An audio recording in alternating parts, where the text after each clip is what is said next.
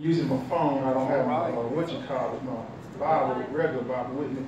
But we're going to go to Ephesians 6:10. And I'm going to break this down. I'm going to do some preaching / teaching.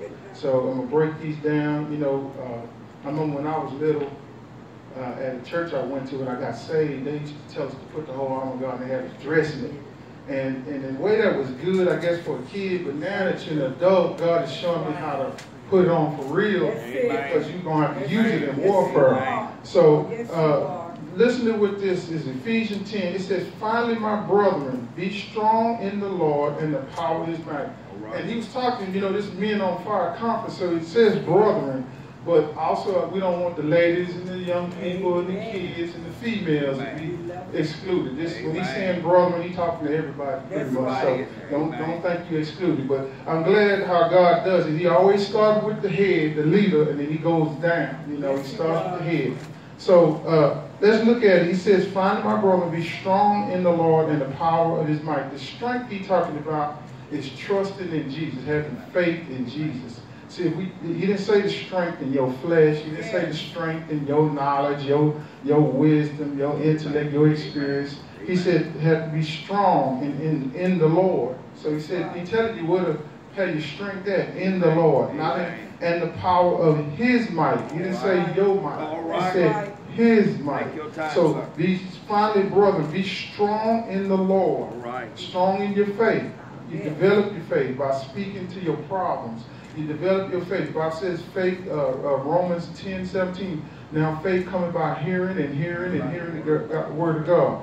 So be strong in the Lord and the power of his might. So you got to depend on him to get some of your circumstances fixed.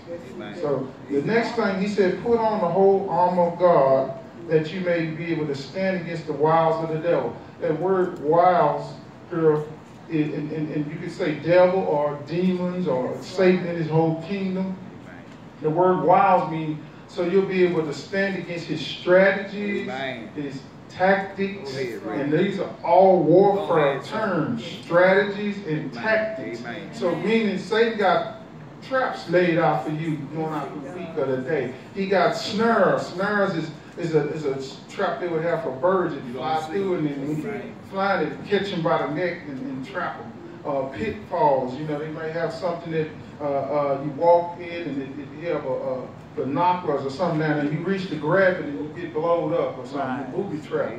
So you have to be, he says, put on the whole armor of God that you may be able to stand against the wiles of the devil, the strategies, the tactics, the schemes, the traps. Okay? He says, for we wrestle not against flesh and blood, but against principalities, against powers, against rulers of darkness of this world, and against spiritual wickedness in high places. Now I want to explain that. Satan got a rank structure. Satan being the top general. The Bible calls him the Prince of Darkness. That's one of his titles. But he's like maybe the top general. He's about a 5-star. And he got demons under him. Satan, the 5-star general, he may have a 4-star. They got a demon named Beelzebub. You know, he may be like the 4-star. Then he got other demons. I don't know all of them names, but I know that's a high-ranking one. And so he got a rank structure like the military. He also have a government. So he's called the prince. That's it. And then you hear this word principality. Principality means a prince over a territory. So Satan is technically the God of this world. Let me explain. God is the God of all. Jesus Christ is the God of the whole universe. That's right. Satan is only the God of this world because Adam, our forefather, gave over legal rights to the devil. And so technically, if you're not saved, you're under his authority. It's called the law of sin and death.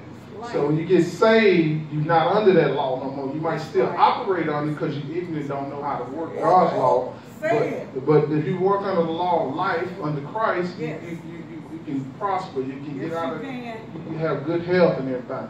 So when I break this out, it said we not wrestle not against flesh. That's not against the people. We fight the demon in the people. You know, I got people on my job taking pictures of me and running around, finding everything I'm doing, but they getting found out now, you know. And the Bible says, whatever ditch you dig for me, you're going to fall in. So all we have to do sometimes is just pray for the people. The Bible said, pray for them that despitefully use you. He said to He said to treat them good, bless them, and God's going to turn around. He got them. So if you're praying for them, you're doing what you're supposed to. God got them. So I want you to remember when